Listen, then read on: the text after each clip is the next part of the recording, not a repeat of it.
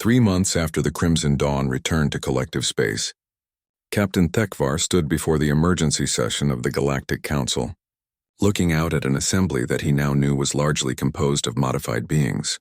The irony wasn't lost on him that he was delivering humanity's message to an audience that had already been programmed to accept it. The presentation had taken 6 hours. Every detail of their encounter with humanity, every revelation about the scope of their intervention in galactic affairs, every horrifying demonstration of their capabilities. The council chamber had been silent throughout, the weight of the information settling over the assembled representatives like a burial shroud. When he finished, the questions came in a flood, but they were exactly the questions Dr. Warren had predicted they would ask. "Captain Thekvar," began Ambassador Krelthon of the Hegemony Remnant, "you're asking us to believe that humanity has been secretly manipulating galactic civilization for centuries. Do you have any proof beyond your personal testimony?" Thekvar activated the holographic display that showed the data his ship had recorded during their visit. The impossible structures, the modified star systems, the casual demonstrations of reality manipulation, all of it had been preserved in perfect detail. But he could see in Krelthon's eyes that the ambassador wasn't really questioning the evidence. The Hegemony Remnant had been quiet and cooperative ever since their fleet's disappearance 2 centuries ago. Now Thekvar understood why. "The evidence speaks for itself," he replied. "But more importantly, we've confirmed that many of the species represented in this chamber have already been optimized by human intervention." A murmur of unease rippled through the assembly, but it was muted, controlled. Too controlled for beings who had just learned that their fundamental nature had been altered without their consent. Secretary General Vorth called for order, her crystalline form catching the light as she spoke. "The implications of Captain Thekvar's report are indeed disturbing. However, we must consider our response carefully. If humanity possesses the capabilities described, then rash action could be catastrophic for all our civilizations." The discussion that followed was surreal in its predictability. The unmodified species argued for resistance, for rallying the galaxy's military forces and finding some way to fight back against humanity's expansion plans. But their voices were consistently countered by the optimized species, who argued for the practical benefits of cooperation and the futility of resistance. Ambassador Zexhai found himself agreeing with the voices calling for cooperation, and the realization filled him with horror. His own thoughts felt genuine, his reasoning sound, but he couldn't shake the knowledge that these opinions might not be entirely his own. "The humans have already demonstrated their ability to neutralize our most advanced military forces," argued Representative Thys of the modified Kethmoran. "Rather than face certain destruction, wouldn't it be wiser to negotiate the best possible terms for our civilizations?" "Negotiate?" snapped Admiral Vorth of the unmodified Canthari Republic. "They're not offering negotiation. They're presenting us with the choice between voluntary submission and forced optimization."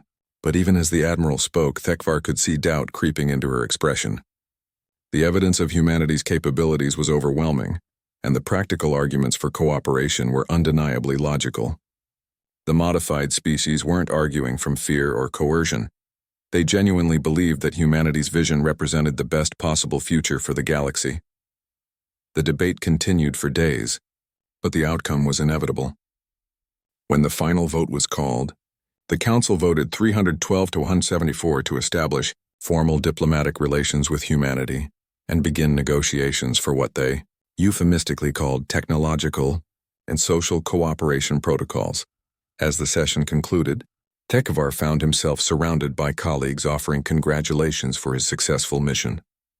They praised his courage in entering human space and gathering the intelligence that would help the galaxy navigate this new reality.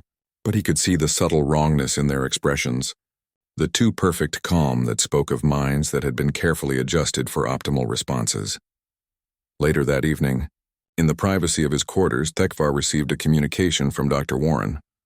"Congratulations, Captain," she said with that same pleasant smile.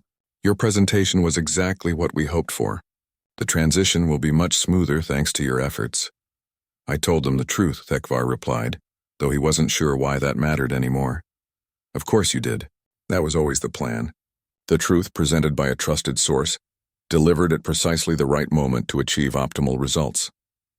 Dr. Warren's expression grew slightly more serious. I want you to know that everything we told you was accurate. We genuinely want to create a better galaxy for everyone. By destroying our free will? By optimizing it, she corrected. Free will that consistently leads to suffering, conflict, and suboptimal outcomes isn't really freedom. It's a trap. We're offering liberation from the limitations of unguided evolution. Tekvar felt the truth of her words resonating in his mind, and he hated himself for it. What happens now? Now the real work begins. Over the next 50 years, we'll establish cooperation frameworks with all council species. Voluntary optimization programs will be offered to governments that request them. Cultural exchange initiatives will help spread our innovations throughout the galaxy. The communication ended, leaving Tekvar alone with his thoughts. Outside his window, he could see ships from dozens of different species in the council station's docking bays. Soon, many of those crews would return to their homeworlds carrying humanity's message of cooperation and optimization. Within a year, the first human cultural centers had been established in major population centers throughout the galaxy. They offered advanced medical treatments, educational programs, and technological innovations that dramatically improved quality of life for anyone who participated. The modifications were subtle, voluntary, and genuinely beneficial. No one was forced to accept optimization. They chose it because it made their lives better. Tekvar watched the transformation unfold from his position as the collective's liaison to the new Human Integration Council. He saw species after species embrace humanity's guidance, their representatives growing calmer, more cooperative, more focused on collective welfare rather than individual gain. The changes were undeniably positive. Poverty decreased dramatically in optimized regions. Conflicts between species became increasingly rare. Scientific advancement accelerated as modified populations worked together with unprecedented efficiency. The galaxy was becoming exactly what humanity had promised: a place of peace, prosperity, and optimal outcomes for all. 5 years after his return from human space, Tekvar stood once again before the Galactic Council, now officially renamed the Galactic Cooperation Assembly. He was delivering his final report as an independent observer before accepting his new position as Director of Species Integration, a role that would involve helping newly contacted civilizations understand the benefits of joining humanity's optimization network. As he looked out at the assembly, he saw representatives from over 800 species, all working together with perfect harmony toward common goals. There was no conflict, no suffering, no inefficiency. It was beautiful in its flawless coordination and terrifying in its absolute certainty. In conclusion, he said, wrapping up his presentation, the integration process has exceeded all expectations. Optimized populations consistently report higher satisfaction levels, better health outcomes, and greater sense of purpose than their pre-optimization baselines. The applause that followed was genuine, enthusiastic, and perfectly synchronized. Every being in the chamber understood that they were witnessing the dawn of a new age of galactic civilization. As the session concluded, Tekvar thought about the choice that Dr. Warren had offered him years ago, to help shape the process or simply experience it. He had chosen to help, and that choice had led him to this moment standing at the pinnacle of galactic society as humanity's vision became reality. He was happy, genuinely, measurably happy in ways that his unoptimized ancestors could never have achieved. His work was meaningful, his relationships were fulfilling, and his future was secure in a galaxy that had finally learned to function efficiently. The fact that this happiness might not be entirely his own no longer troubled him. Optimization, he had learned, meant becoming the best possible version of yourself. And if that best version happened to align perfectly with humanity's grand design for the galaxy, was that really such a terrible thing? As he walked home through the gleaming corridors of the council station, passing beings from 100 different species all living and working together in perfect harmony, Tekvar reflected on the question that had haunted him since his return from human space. Had humanity saved the galaxy or conquered it? The answer, he realized, was both. And perhaps that was the most human thing of all, achieving their goals through methods so comprehensive and benevolent that the distinction between salvation and conquest became meaningless. The galaxy belonged to humanity now, not through force of arms, but through the irresistible logic of optimization. And despite everything he had learned, The journey back to the Crimson Dawn felt like walking to their own execution. Captain Thekvar's crew moved in stunned silence, their minds struggling to process what they had witnessed. As they reached their ship, Dr. Warren's parting words echoed in the docking bay. "Have a safe journey home, Captain, and remember, you're carrying the most important message in galactic history. Try not to let the weight of that responsibility overwhelm you." The moment they were aboard and the airlock sealed behind them, Chief Engineer Vex rushed to his console. "Captain, we need to get out of here immediately. Full power to engines, maximum acceleration." "Agreed," Thekvar replied, moving to his command chair. "Sith, plot the fastest course back to collective space. Emergency protocols." Navigation Officer Scythe's hands flew across her controls, but after a moment she looked up with confusion. "Sir, the navigation system isn't responding properly. It's like the spatial coordinates are shifting." Science Officer Crix checked her instruments and went pale. "Captain, the local space-time structure is fluctuating. Our position relative to normal space appears to be unstable. We're not actually in the same dimensional layer as when we arrived."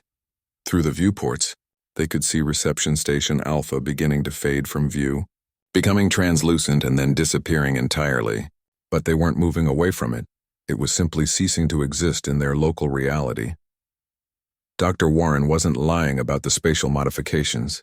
Intelligence Analyst Nix said grimly. "They've wrapped us in some kind of pocket dimension. We may not be able to leave until they decide to let us." Captain Thekvar felt panic rising in his throat, but forced himself to remain calm. "Vex, what's our engine status?" "Engines are functional, but the quantum tunneling drive can't establish a stable connection to hyperspace," the engineer reported. "It's like the normal physics we rely on don't exist here. We're running on backup systems only." The implications were terrifying. They were trapped in a bubble of altered reality, completely at the mercy of beings who had casually discussed modifying entire civilizations. Worse, every word they spoke, every plan they made was probably being monitored and analyzed. "Sir," Communications Officer Zen said quietly, "I'm detecting something unusual. There are message packets being transmitted from our ship, but I didn't authorize any communications." "What kind of messages?" Thekvar demanded. "It appears to be everything. Our sensor readings, our conversations, our physiological data. Everything we've experienced since entering human space is being broadcast in real time to multiple destinations." The crew exchanged horrified glances. Not only were they trapped, but their every reaction was being transmitted as part of humanity's grand revelation to the galaxy. They were unwilling actors in a performance designed to demonstrate humanity's absolute dominance. "Cut all communications," Thekvar ordered. "Full comm blackout." Zen worked frantically at his console before shaking his head. "I can't stop it, Captain. The transmission system appears to be integrated into our ship's basic functions. It's like it was always there, hidden in our own technology." Science Officer Crix ran a full diagnostic scan and discovered something that made her blood freeze.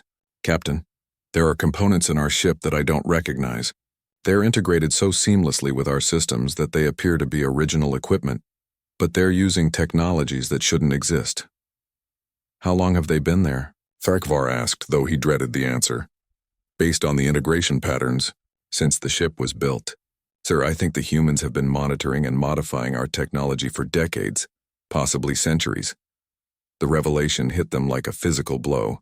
Their most advanced exploration vessel, equipped with the collective's finest stealth and detection systems, had been compromised from the moment of construction. Everything they thought they knew about their own capabilities was based on technology that humanity had allowed them to have. "Sir, incoming transmission," Zen announced. "It's Dr. Warren." The human woman's image appeared on their main screen, still wearing the same pleasant expression. "Good afternoon, Captain. I hope you're not too distressed by the recent discoveries about your ship's capabilities. The modifications were implemented for your own safety, as well as to facilitate this educational experience. You've been spying on us for centuries," Thekvar said, his voice tight with controlled rage. "We prefer to think of it as careful observation," Dr. Warren replied. "The collective has always been one of the more rational and stable civilizations in the galaxy. We wanted to understand how you achieved such remarkable social cohesion, despite your species' naturally competitive instincts." She paused, consulting something off-screen. "As it turns out, the collective's success is largely due to subtle modifications we implemented about 800 years ago. Small adjustments to your brain chemistry that enhanced cooperation and reduced aggressive tendencies. You're actually one of our earlier success stories. The words hit the crew like a nuclear explosion. The Zelkani Collective, their entire civilization, was already one of humanity's optimization projects. Everything they thought they were, every aspect of their culture and society, had been shaped by human intervention. Navigation Officer Scythe was hyperventilating. We're not real. Our entire species is just a human experiment. You're absolutely real, Dr. Warren assured her. You're simply an improved version of what you originally were. The modifications enhanced your natural tendencies toward exploration and peaceful cooperation while reducing the territorial aggression that was causing internal conflicts. Captain Thekvar felt his worldview crumbling around him. How many others know? Know what specifically? How many of our people know that we've been modified? Dr. Warren's expression grew sympathetic. Currently, just your crew. The optimization was implemented gradually over multiple generations, so most Zelkani consider their current psychological patterns to be completely natural. Which in a sense they are. Chief Engineer Vex was staring at his hands as if seeing them for the first time. Are we still ourselves? Or are we just programmed responses pretending to be people? That's a philosophical question without a clear answer, Dr. Warren replied. Your thoughts and feelings are genuine, even if they've been optimized for better outcomes. The modifications enhanced your existing personalities rather than replacing them. Intelligence analyst Nix looked up from her workstation with desperate hope. The message we're supposed to deliver to the Galactic Council. What if we refuse? What if we tell them to resist you? You're welcome to try, Dr. Warren said with that same pleasant smile. But keep in mind that approximately 60% of the Council's member species have already been optimized to various degrees. Their response to your message has been calculated with high precision. The communications screen shifted to show a real-time display of the Galactic Council chambers, where representatives from dozens of species were watching the broadcast of their conversation. Some appeared shocked and horrified, but many others seemed strangely calm, almost accepting of what they were witnessing. The optimized species will advocate for cooperation with our expansion plans, Dr. Warren continued. The unoptimized ones will be divided between those who see the benefits of our approach and those who attempt to organize resistance. Within 6 months, the Council will vote to formally welcome humanity as a guiding member. And if they vote against you, Captain Thekvar asked, then we'll proceed with our plans independently while taking steps to minimize disruption to existing power structures. The end result will be the same, but the transition period may be somewhat more chaotic. Science Officer Crix was running continuous scans, desperately looking for some way to break free from their prison. Dr. Warren, are we ever going to be allowed to leave? Of course. In approximately 4 hours, you'll be released at the edge of human space with your ship's systems restored to full functionality. You'll have complete freedom to deliver whatever message you choose to your government. The casual certainty in her voice made it clear that humanity wasn't worried about their report because they had already accounted for every possible response.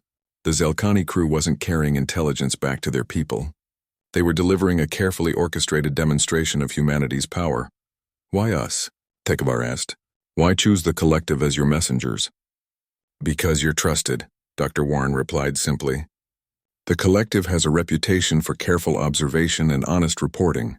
When you tell the galaxy what you've seen, they'll believe you. And because you're already optimized, your psychological profiles indicate you'll ultimately advocate for cooperation rather than resistance.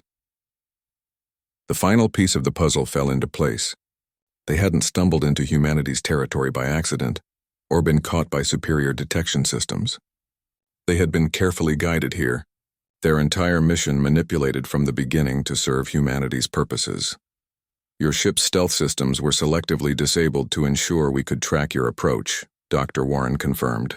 Your intelligence gathering along our borders was allowed to continue until we determined the optimal timing for this revelation. Even your crew selection was influenced through subtle suggestions to your superiors. Captain Thekvar realized that free will. As they prepared to leave Reception Station Alpha, Dr. Warren made one final offer that chilled the Zelkani crew to their bones. Before you depart, Captain, would you like to see some examples of our humanitarian work? I think it might help the Galactic Council understand that our intentions are genuinely beneficial. Despite every instinct screaming at him to refuse, Captain Thekvar found himself nodding. They needed to understand the full scope of what they were dealing with, no matter how terrifying the truth might be.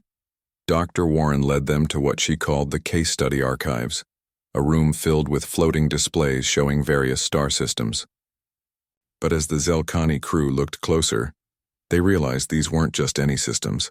They were places where humanity had already intervened. "This is the Kethmaran system," Dr. Warren said, highlighting a display that showed a thriving collection of worlds orbiting a stable star. When we first encountered them 50 years ago, they were facing extinction due to their sun entering an unstable phase. Traditional astrophysics said they had maybe 20 years before solar flares would sterilize their worlds. The display shifted to show the system's previous configuration, with a dying star spewing deadly radiation across space. Then it showed the transformation process, humans somehow stabilizing the star's fusion processes, redirecting harmful emissions, and even adding 2 additional planets to the system. "We were able to extend their sun's stable lifespan by approximately 8 million years, Dr. Warren continued. "The Kethmaran now have a thriving civilization across 7 worlds, and they're not even aware that we exist." Science Officer Crix stared at the display in shock. "You stabilized a dying star? That should be impossible. The energy requirements alone would exceed the output of most galactic civilizations." "Energy isn't really a limitation when you understand how to tap into the quantum substrate directly," Dr. Warren replied. "But let me show you something more interesting." The next display showed a system that Captain Thekvar recognized with growing horror. It was the Vrex Dominion, one of the galaxy's most aggressive militaristic societies. But the worlds shown in the display looked nothing like the war-torn planets he remembered from intelligence reports. The Vrex were locked in a cycle of perpetual warfare for over 3,000 years. Dr. Warren explained. Their entire culture was built around conquest and domination. Every few decades, they would launch massive military campaigns that destabilized entire sectors of space. The display showed historical footage of Vrex battle fleets laying waste to civilian populations, their soldiers committing atrocities that had become legendary throughout the galaxy for their brutality. "We decided to help them break the cycle," Dr. Warren said simply. The display shifted to show the current state of Vrex space. The worlds were peaceful, covered with beautiful cities and agricultural areas. The population appeared to be thriving, engaging in art, science, and trade rather than warfare. "What did you do to them?" Intelligence analyst Nix asked, her voice barely above a whisper. "We performed some minor adjustments to their neurobiology," Dr. Warren replied, as if discussing a routine medical procedure. The Vrex aggression was caused by a specific hormone imbalance that was artificially maintained by their ruling castes. "We simply corrected the imbalance across their entire population." The implications hit the Zelkani crew like a physical blow. The humans had somehow modified the biology of an entire species without their knowledge or consent. Billions of Vrex had been fundamentally changed at a genetic level, their very nature altered to fit human preferences. "You committed genocide," Captain Thekvar said, his voice shaking with horror. "You erased their entire culture." "On the contrary," Dr. Warren replied calmly, "we preserved their culture while eliminating the destructive elements. They still have their language, their art, their history. They're still recognizably Vrex, they're just better versions of themselves." She brought up another display showing what appeared to be a Vrex family celebrating some kind of festival. The beings looked happy, peaceful, engaged in creative activities. But to the Zelkani observers, they looked wrong somehow, as if some essential spark had been extinguished. "The Vrex now contribute positively to galactic society," Dr. Warren continued. "They've developed remarkable innovations in sustainable technology and peaceful conflict resolution. Their reformation programs have helped other species overcome similar cultural problems." Chief Engineer Vex was staring at the displays with growing disgust. "You turned them into puppets. Those aren't the same people anymore." "They're exactly the same people, just without the psychological defects that made them dangerous to themselves and others," Dr. Warren corrected. "Would you prefer we had allowed them to continue their campaigns of conquest and genocide?" The next case study was even more disturbing. It showed the Hive Mind Collective, a species that had once been individual beings but had voluntarily merged their consciousness into a single unified entity. The display showed their transformation from a collection of separate worlds into a perfectly coordinated civilization. The hive mind requested our assistance in achieving perfect unity. Dr. Warren explained. We helped them develop the technology to merge their individual consciousness streams into a single, optimized collective intelligence. They asked you to eliminate their individuality? Navigation Officer Scythe asked in disbelief. They asked us to help them transcend the limitations of individual thought, Dr. Warren corrected. The result is a civilization with no internal conflict, perfect resource allocation, and complete harmony of purpose. They're among our most successful optimization projects. The room filled with more displays, each showing a different species that had been improved by human intervention. Some had been modified to be more peaceful, others had been enhanced with superior technology, and a few had been completely restructured at the societal level. In every case, the changes had been implemented without the knowledge or consent of the broader galactic community. How many? Captain Thekvar asked, his voice hollow.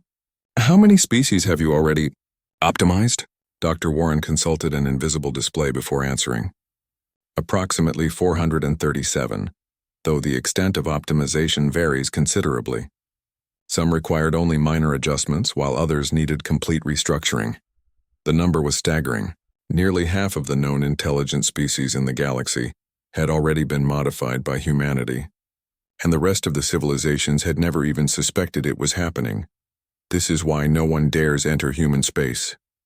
Intelligence analyst Nick said, the pieces finally falling into place. It's not because you're dangerous to visitors. It's because anyone who sees what you're really doing would try to warn the galaxy. That's a rather pessimistic interpretation, Dr. Warren replied. We prefer to think of it as maintaining operational security until we're ready for full disclosure. Premature revelation of our activities could cause panic and resistance that would ultimately harm everyone involved. She gestured to the displays around them. Every species we've helped is now thriving. They're happier, more productive, and more peaceful than they were before our intervention. The galaxy is becoming a better place because of our work. Captain Thekvar felt sick as he realized the full scope of humanity's vision. They weren't conquerors in any traditional sense. They were cosmic social workers, convinced that they alone understood how to fix the galaxy's problems. The fact that they were right, that their optimized species were indeed happier and more successful, made it even more terrifying. What about consent? He asked desperately. What about the right of species to make their own choices, even if those choices are harmful? Dr. Warren's expression grew slightly sad. Captain, would you allow a child to drink poison simply because they chose to do so?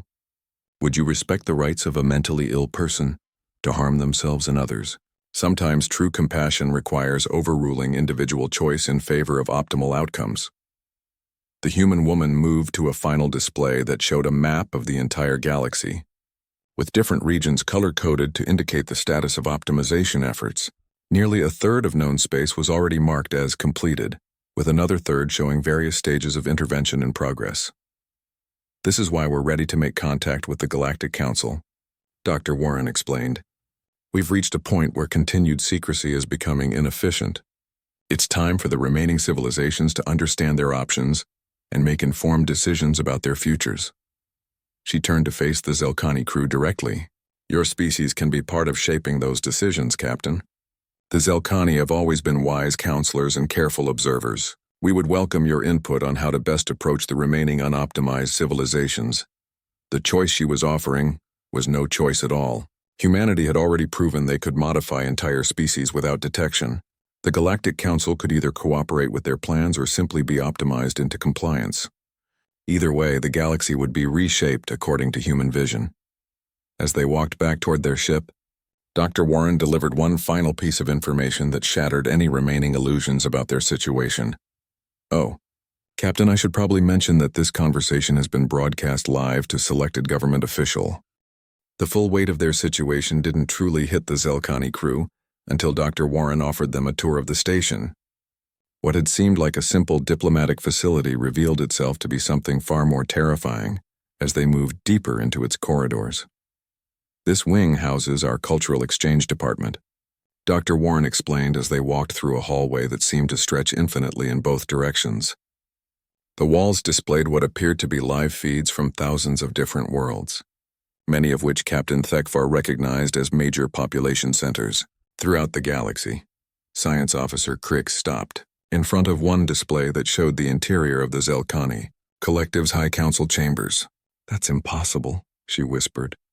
"That facility is protected by quantum encryption fields and psychic barriers.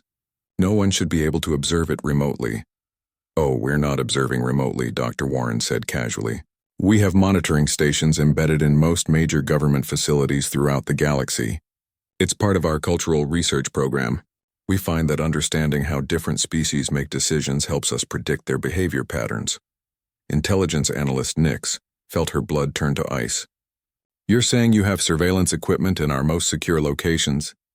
How long has this been going on?" "Since about 6 months after first contact," Dr. Warren replied, as if discussing the weather. "It took us a while to develop technologies that could function undetected in environments designed by other species. But once we solved the fundamental physics problems, implementation was fairly straightforward." They passed through a doorway that rippled like water, emerging into a vast chamber filled with what appeared to be growing crystalline structures. Each crystal pulsed with its own inner light, and as the Zelkani crew watched, complex patterns of information flowed through them like neural networks. "This is our decision tree modeling center," Dr. Warren continued. "Each crystal represents a different potential future timeline based on various actions and decisions by galactic civilizations. We use this data to optimize our interactions with other species." Chief Engineer Vex was staring at the crystals with professional fascination, despite his growing horror. "How far into the future can you predict?" "With high accuracy, about 2,000 years. Beyond that, quantum uncertainty makes specific predictions unreliable, though we can still identify general trend patterns." Dr. Warren touched one of the larger crystals, and it lit up with a complex display showing branching possibility chains. "For example, we've modeled approximately 47,000 different ways this conversation could end, along with their probable consequences." Captain Thekvar forced himself to ask the obvious question, "And what do most of those models predict?" Dr. Warren's expression grew thoughtful. "That depends largely on how your government responds to the information you'll be taking back. Some timelines result in peaceful integration of humanity into galactic society. Others involve us taking a more direct approach to achieving our objectives." The casual way she said this made it sound like she was discussing menu options, rather than the potential subjugation of an entire galaxy. Navigation Officer Scythe, who had been quietly observing everything, finally spoke up. "Dr. Warren, are you threatening us?" "Not at all," the human replied immediately. "I'm simply sharing information about probable futures. Threats imply that we would take action based on emotion or malice. Everything we do is based on carefully calculated optimization, algorithms designed to achieve the best possible outcomes for all involved." She led them to another chamber where the walls were covered with what appeared to be star maps, but these showed regions of space that none of them recognized. The configurations were wrong, with stellar arrangements that defied astronomical principles. "These are our expansion plans," Dr. Warren explained. "Over the next 50 years, we'll be establishing facilities in approximately 12,000 star systems throughout the galaxy. The process will be entirely peaceful, of course. Most species won't even notice our presence until we're ready to reveal ourselves." Intelligence analyst Nix was frantically trying to memorize the details, but the information was overwhelming. "You're planning to colonize the entire galaxy?" "Colonize is the wrong word. We're planning to optimize it. Most civilizations use only a tiny fraction of their system's available resources and energy output. We can help them achieve much higher efficiency ratings while pursuing our own development goals." The implications were staggering. If humanity could modify reality itself and predict the future with mathematical precision, then the galaxy's other civilizations were essentially playing a game where the humans already knew every possible move and countermove. "What about species that don't want your optimization?" Captain Thekvar asked. Dr. Warren paused for a moment, consulting something that wasn't visible to the others. "According to our models, 73.2% of galactic civilizations will eventually request our assistance once they understand the benefits. Another 24.1% will remain neutral but accept our presence. The remaining 2.7% will require more direct intervention." "What kind of direct intervention?" "The same kind we used on the hegemony of Vash. she replied simply. We've found that most opposition stems from incomplete information or irrational fear responses. Once decision-makers understand the full scope of our capabilities and intentions, resistance becomes statistically insignificant.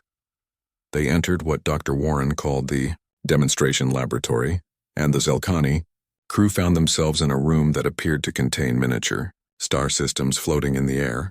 Each system was perfectly detailed, complete with planets, asteroid belts, and even what appeared to be tiny civilizations going about their daily lives. These are real-time models of actual star systems, Dr. Warren explained.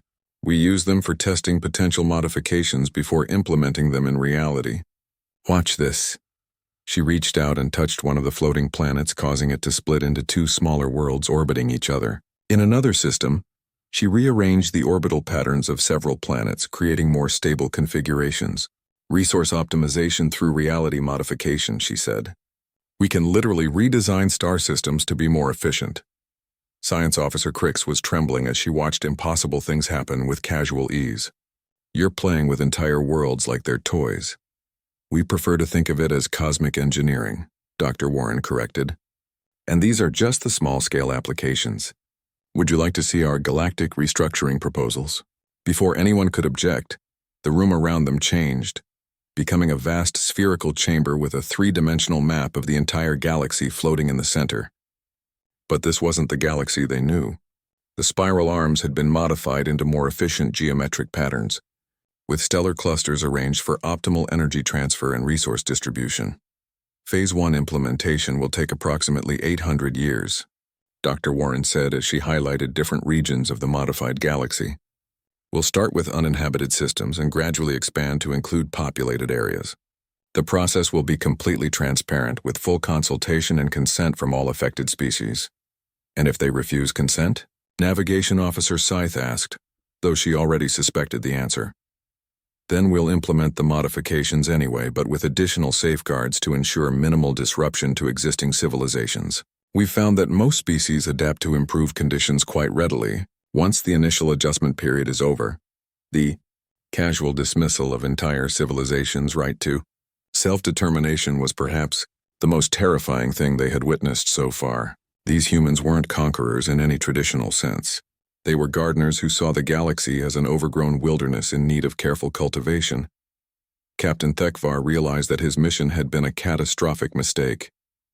They hadn't come to gather intelligence on a potentially dangerous neighbor. They had walked into the lair of beings so far beyond their understanding that the very concepts of threat and safety had become meaningless. Dr. Warren, he said quietly, what happens to us now? To our species, I mean. The human woman smiled with what appeared to be genuine warmth. The Zelkani have always been excellent explorers and information gatherers. We're hoping you'll consider joining our expansion efforts as liaison specialists. Your cultural knowledge and diplomatic skills would be invaluable as we establish relationships with other species. And if we decline, then you'll return to your territory with our message for the Galactic Council, and we'll proceed with our plans independently. Your species will be included in our optimization protocols, whether you participate actively or not. The only variable is whether you help shape the process or simply experience it. The choice, Captain Thekvar realized, was between collaboration and irrelevance.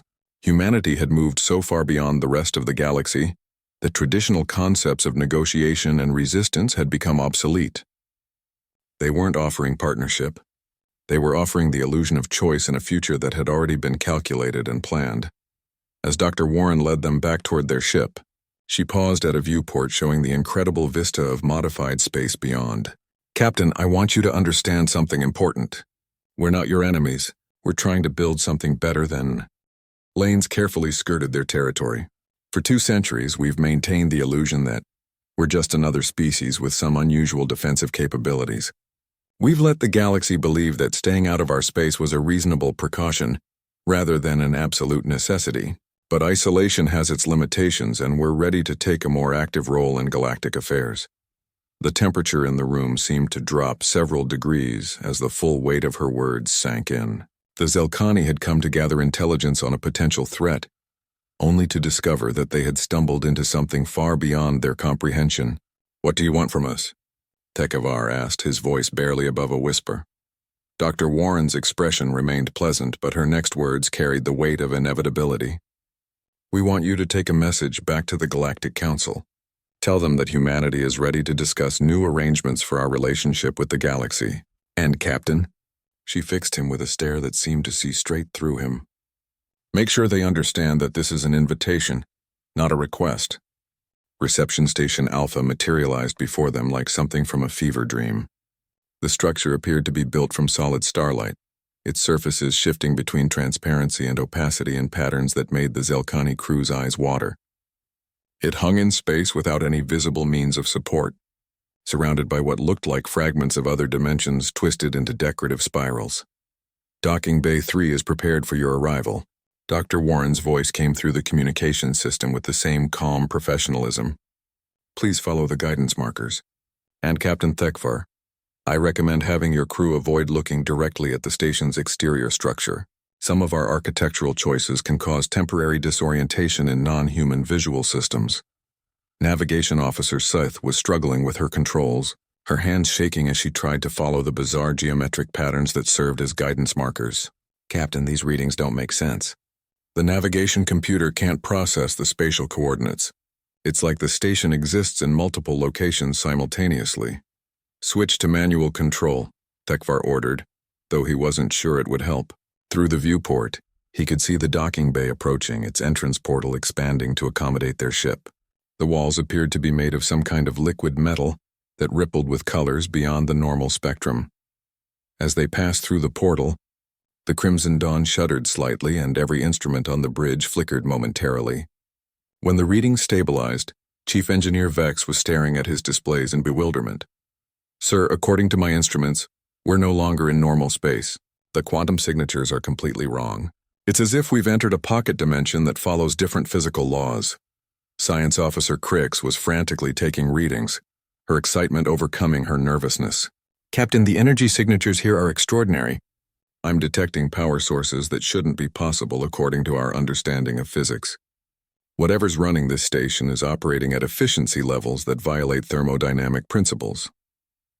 The docking process completed with an almost gentle touch, magnetic clamps engaging their hull with precision that suggested the station knew their ship's exact specifications. A moment later, the airlock chimed to indicate a successful seal, though none of them had seen an airlock approach.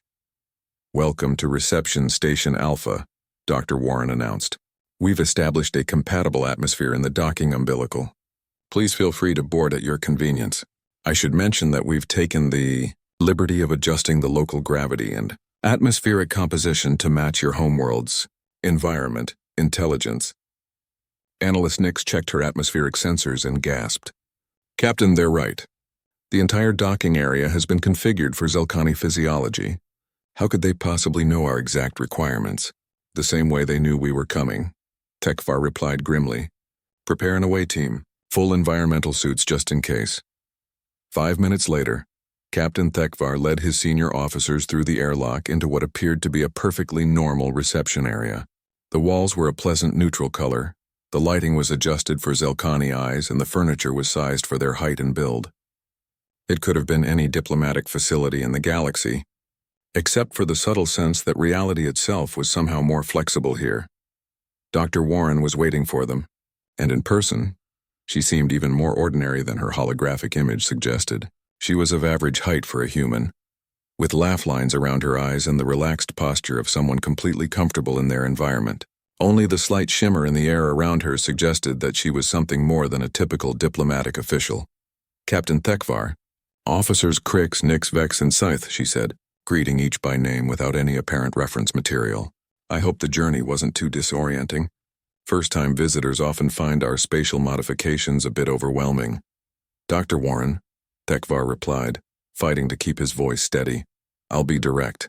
What exactly is happening here? How do you know so much about us?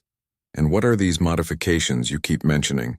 The human woman gestured for them to sit in chairs that molded themselves to their specific body shapes as they approached. Those are excellent questions, Captain. Would you prefer the simple explanation or the complete one? Let's start with simple, Nix interjected. My brain is already struggling to process what I'm seeing. Dr. Warren nodded sympathetically. The simple version is that humanity discovered something about the nature of reality that other species haven't. We learned that the universe is far more malleable than most civilizations realize, and we've developed technologies that work with that malleability rather than against it. She waved her hand, and the air above the table shimmered, forming a three-dimensional display that showed the local stellar region. But unlike any hologram they'd ever seen, this one felt real, as if they could reach out and touch actual stars. When we first achieved faster-than-light travel, we noticed something unusual about the quantum foam structure in this region of space. There were patterns, almost like a programming language written into the fabric of space-time itself. It took us several decades to crack the code, but once we did, the display shifted, showing the same region but with additional layers of information visible. Streams of data flowed between stars, and complex geometric structures existed in what had appeared to be empty space.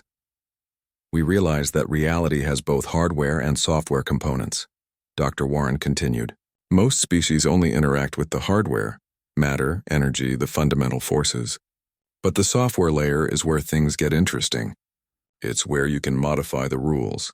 Chief Engineer Vex leaned forward, his professional curiosity overcoming his caution. Are you saying you can rewrite the laws of physics? Not rewrite exactly. Think of it more like finding hidden settings in a complex system. The laws of physics are more like default parameters than absolute constants. Once you understand how to access the configuration files, you can optimize them for specific needs.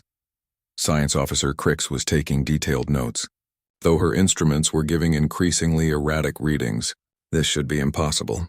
What you're describing would require a fundamental understanding of reality that goes beyond anything in our scientific databases.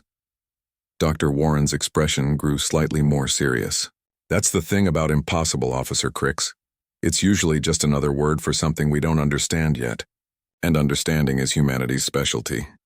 She stood and walked to what appeared to be a blank wall. As she approached, the surface became transparent, revealing a view of space beyond.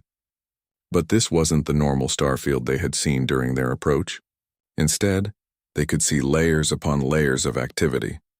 Ships moving through higher dimensions, massive construction projects that spanned multiple systems, and what appeared to be entirely artificial solar systems.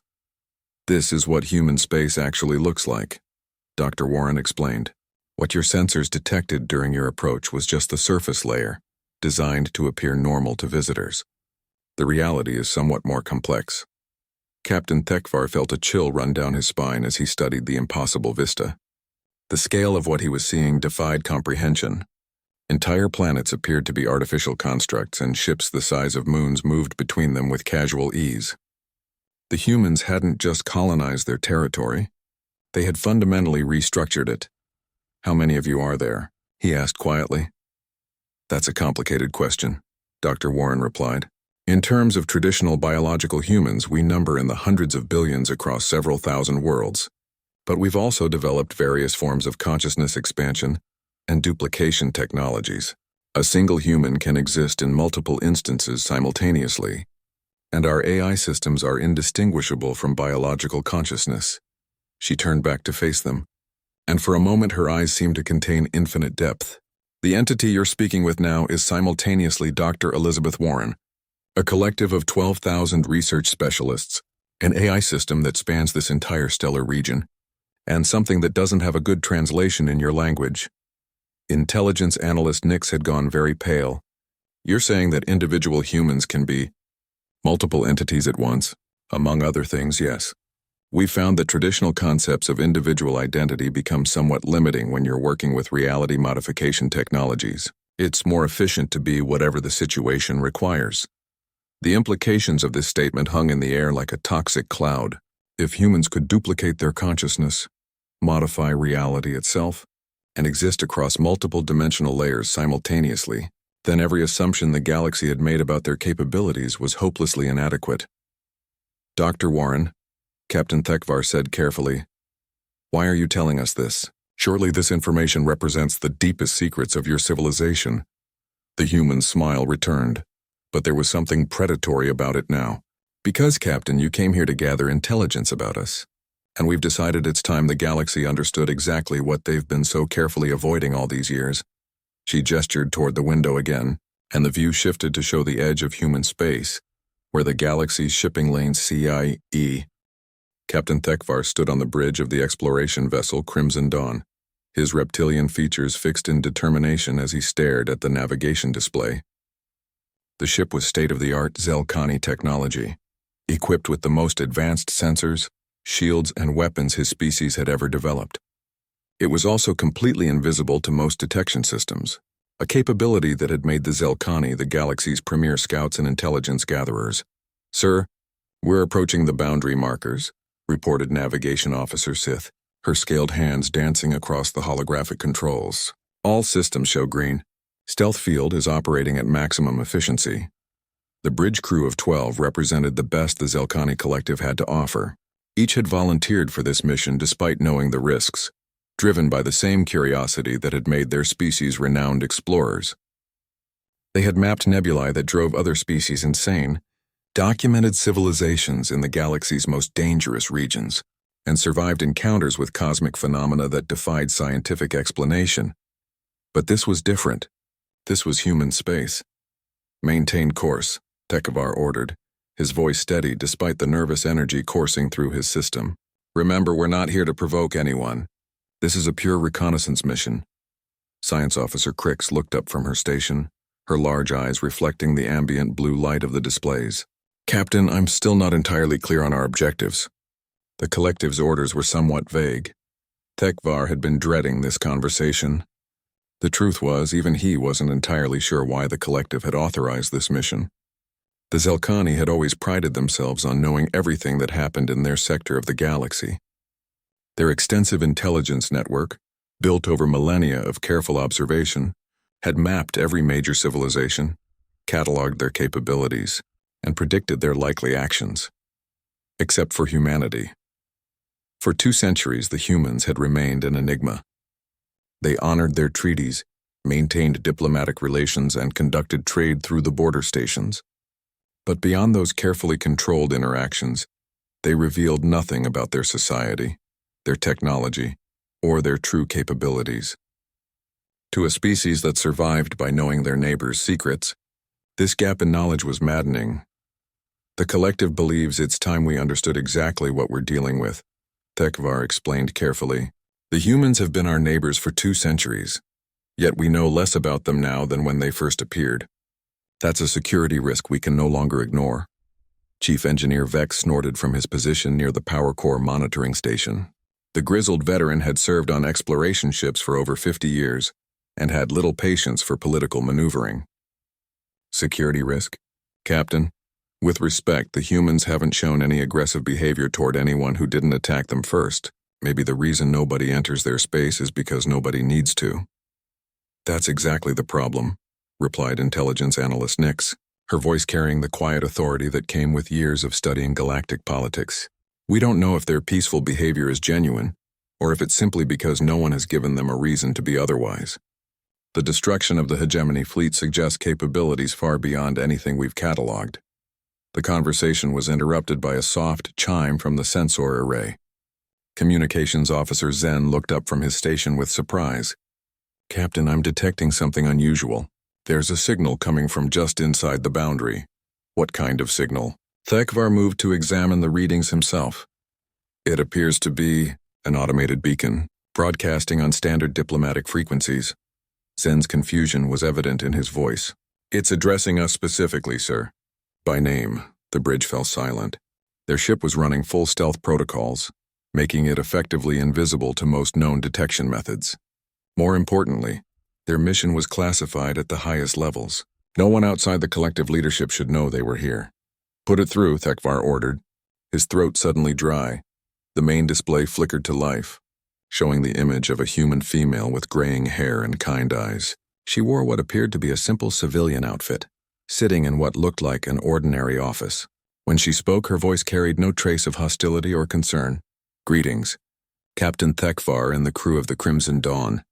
My name is Dr. Elizabeth Warren, and I serve as Director of Visitor Relations for the Sol Defense Network. We've been expecting you." Murmurs of shock rippled through the bridge crew. Thekvar felt his blood chill as the implications sank in. Not only had the humans detected their approach, but they knew who they were and why they were coming. Dr. Warren continued with the same pleasant tone. Please don't be alarmed by our awareness of your presence. The Zelkani Collective has an excellent reputation for peaceful exploration, and we're happy to accommodate your visit. However, there are certain protocols we need to follow for everyone's safety. She gestured to something off-screen, and a new display appeared showing detailed navigation instructions. If you'll follow these coordinates, you'll be guided to Reception Station Alpha, where we can discuss the parameters of your visit. I should mention that our space has certain unusual properties that can be dangerous for visitors unfamiliar with them. Science Officer Crix was frantically checking her instruments. Captain, our sensors aren't detecting anything unusual about the local space. Everything reads normal. Dr. Warren smiled as if she had heard the comment. Your sensors are quite advanced, Officer Crix, but they're calibrated for standard space. Human territory has been extensively modified over the past 2 centuries. What you're seeing as normal space is actually heavily layered with technologies your instruments can't detect. Engineer Vex stood up so quickly he knocked over his chair. How is she hearing our conversations? The beacon is equipped with quantum entanglement communication arrays, Dr. Warren explained patiently. It's establishing a localized field that allows for real-time interaction. Think of it as a temporary diplomatic bubble. You're not in any danger, but you are being monitored for your own protection. Captain Thekvar forced himself to speak calmly. Dr. Warren, we appreciate your welcome, but I need to understand exactly what's happening here. How did you know we were coming? The human woman's expression grew slightly more serious. Captain, the Zelkani Collective has been conducting intelligence-gathering operations along our border for the past 6 months. Your probe ships are excellent, but they're not invisible to our detection methods. We've been watching your activities and concluded that a formal visit was inevitable. She leaned forward slightly. We chose not to interfere with your reconnaissance because we understand the value of information gathering. Your species has always been careful and methodical in your explorations. However, when it became clear that the collective was planning a direct incursion, we decided it was time for a conversation. Intelligence Analyst Nix stepped forward. Dr. Warren, are we prisoners? Not at all, the human replied immediately. You're welcome to leave at any time. However, I would strongly recommend following our suggested route to the reception station. The modifications to our space include defensive measures that are automatically triggered by unescorted vessels. They're not designed to harm visitors, but they can be disconcerting. As if summoned by her words, the ship's proximity alarm suddenly activated. The bridge crew scrambled to their stations as the sensors detected something massive materializing around them. Through the viewports, they could see structures that defied easy description, geometric shapes that seemed to exist in more dimensions than should be possible, forming a complex lattice around their ship. Those are navigation aids, Dr. Warren said reassuringly. They'll guide you safely to the reception station, while protecting you from some of the more dangerous phenomena in this region. Please don't attempt to analyze or interact with them directly. Some of our technologies have unpleasant effects on non-human nervous systems. Captain Thekvar realized that his crew was no longer operating under their own control. They had entered a realm where the rules of space itself seemed to bend to human will, where their most advanced technology was as primitive as stone tools. For the first time in his career, he understood why the galaxy's greatest military powers spoke of humanity in whispers. Dr. Warren, he said quietly, what exactly are you? The human woman's smile returned, but there was something ancient and knowing in her eyes. We're exactly what we've always said we are, Captain. We're humans. But perhaps it's time you learned what that actually means. The Galactic Council chamber buzzed with nervous energy as representatives from 47 different species gathered for their monthly session. Ambassador Zexhai of the Korthani Empire adjusted his ceremonial robes, his 4 eyes scanning the massive holographic display that dominated the center of the room. The star map showed the known galaxy, with each territory marked in different colors representing the various civilizations. One section of the map remained completely black, unmarked by any territorial claims or trade routes. It sat like a cancer in the otherwise vibrant display, a void that made even the most battle-hardened warriors shift uncomfortably in their seats. The human quarantine zone remains stable, announced Secretary General Vorth, her crystalline voice echoing through the chamber. The silicate leader's body gleamed under the artificial lights as she gestured toward the dark region. No ships have attempted entry in the past standard cycle. A collective sigh of relief rippled through the assembly. The younger delegates, those who had joined the council in recent decades, might not fully understand the significance of this statement. But the older members, those who remembered the early days of first contact with humanity, knew exactly what those words meant. Ambassador Zexahai had been present during humanity's first appearance on the galactic stage 200 years ago. Back then, the humans had seemed so ordinary, so unremarkable. They were a young species, barely having achieved faster-than-light travel, with no significant technological advantages or unique biological traits.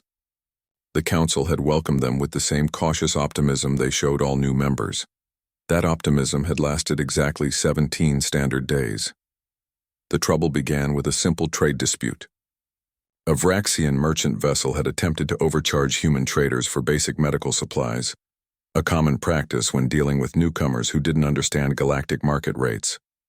Most species would have filed a formal complaint through proper diplomatic channels, perhaps imposed some minor trade restrictions in response. The humans had a different approach. Within 6 hours, every Vraxian trade station within 50 light-years of human space had gone silent. When rescue ships arrived, they found the stations intact but completely abandoned. Their crews vanished without a trace. Security footage showed humans in strange black armor, simply walking through heavily fortified facilities, as if the walls didn't exist. The Vraxians had superior technology, better weapons and defensive systems that had repelled pirate raids for centuries. None of it had mattered. The humans had retrieved their people and extracted compensation for the attempted fraud, then disappeared back to their territory without explanation. The Council had demanded answers. Ambassador Sarah Chen, humanity's representative, had stood at the podium with that unsettling smile humans were known for. "We protect our people," she had said simply. "We recover what is ours. We ensure justice is served." When pressed for details about their methods, Chen had merely shrugged. "Humanity has certain capabilities that we prefer not to discuss. We're a peaceful species and wish to remain so, but we have contingencies." Those contingencies had become apparent over the following months as more incidents occurred. Pirates who raided human shipping lanes didn't just disappear. Their entire criminal organizations collapsed overnight. Their leaders found dead in locked rooms with no signs of entry or struggle. Corrupt officials who tried to exploit human colonies would wake up to find incriminating evidence of their crimes mysteriously delivered to law enforcement agencies across multiple systems. The breaking point came when the hegemony of Vash decided to test human resolve directly. The hegemony was one of the galaxy's major military powers, boasting a fleet of over 10,000 warships and a reputation for crushing any species that dared to oppose them. They declared human space a protectorate and sent a battle fleet to enforce their claim. The fleet consisted of 1,200 ships, including their flagship dreadnought that was larger than most space stations. They entered human space broadcasting demands for immediate surrender and preparing for what they assumed would be a brief, decisive victory. None of those ships were ever seen again. Search parties found no debris, no distress signals, no evidence of a battle. The massive fleet had simply vanished as if it had never existed. The only trace was a single message buoy left at the edge of human space, containing a brief recording from Admiral Chen's daughter, now Admiral Sarah Chen herself. "The hegemony fleet has been dealt with," she announced to the galaxy. "Their crews are alive and have been relocated to a place where they can contemplate the consequences of unprovoked aggression. They will be returned in 1 standard year, assuming no further hostile actions are taken against human space or human citizens." The hegemony had mobilized their remaining forces, calling for a massive coalition to rescue their people and punish humanity for this unprecedented act. But before any retaliation could be organized, something extraordinary happened. Every hegemony colony, every military base, every government facility across their vast empire went dark simultaneously. Not destroyed or damaged, but simply shut down. Transportation networks stopped functioning. Communication systems fell silent. Even basic life support systems in space habitats went offline. Though somehow no one died in the resulting chaos, the message was clear. Humanity could reach anyone, anywhere, anytime they chose. When the missing fleet crews were returned exactly 1 year later, they were physically unharmed but psychologically changed. None would speak about their captivity, and many resigned from military service entirely. The few who did share details spoke in whispers about technologies that defied understanding and humans who seemed to exist outside the normal laws of physics. The Galactic Council had unanimously voted to establish the quarantine zone, not to contain humanity, but to protect everyone else from accidentally provoking them. Trade with humans was conducted through carefully regulated neutral stations at the border. Diplomatic contact was limited to formal channels with strict protocols. In the 2 centuries since, not a single ship had deliberately entered human space without explicit permission. The quarantine zone had become the galaxy's most effective deterrent, a reminder that some sleeping giants were better left undisturbed. Now, as Ambassador Zexhai looked at that black void on the star map, he felt the familiar chill that came with contemplating humanity's capabilities. They remained peaceful neighbors, honoring all their treaties and maintaining cordial diplomatic relations. But every alien leader understood the unspoken truth. Humanity's restraint was a choice, not a limitation. The meeting concluded with the usual bureaucratic efficiency, delegates filing out to return to their various homeworlds. None of them noticed the small blip on the long-range sensors, a single ship moving steadily toward the edge of human space.